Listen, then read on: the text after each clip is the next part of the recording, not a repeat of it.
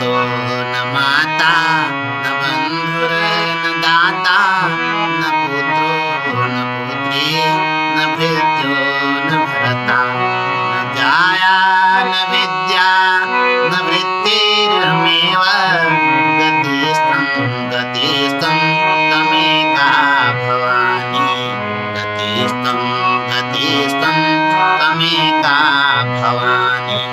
भवाब्द पारे महादुख वीरो पपात प्रकामी प्रलोभी प्रमद संसार पास प्रबद्ध सदाहं गतिस्तं गतिस्तं तमेका भवानी गतिस्तं गतिस्तं तमेका भवानी न जानामि दानं न च ध्यानयोगं न जानामि दानं न च ध्यानयोगं न जानामि तन्त्रं न च स्तोत्रमन्त्रं न जानामि पूजां न च न्यासयोगं गतिस्तं गतिस्तं तमेका भवानी गतिस्तं गतिस्तं तमेका भवानी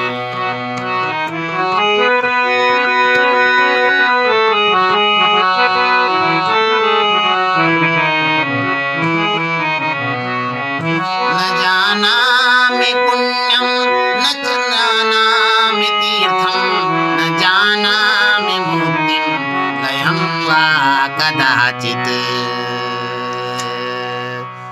न जानामि भक्तिं व्रतं वापि मात गतिस्तं गतिस्तं तमेका भवानी गतिस्तं गतिस्तं तमेका भवानी कुकर्मी कुसंगी कुबुद्धि कुदास कुलाचारहीन कदाचारलीन कुदृष्टि कुवाक्य प्रबन्ध सदाहं गतिस्तं गतिस्तं तमेका भवानी गतिस्तं गतिस्तं तमेका भवानी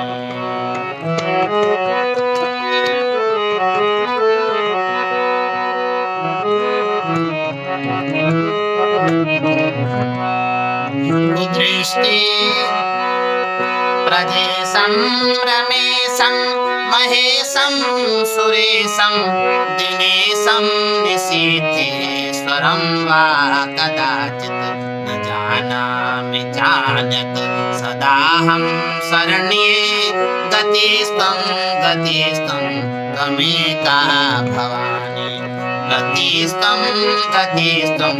तमेका भवानी विवादे विषादे प्रमादे प्रवासे चले चानले पर्वते शत्रुमध्ये अरण्ये शरण्ये सदा मां प्रपाहि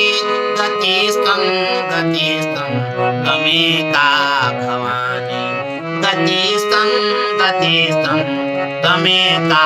भवानी अनाथो दरिद्रो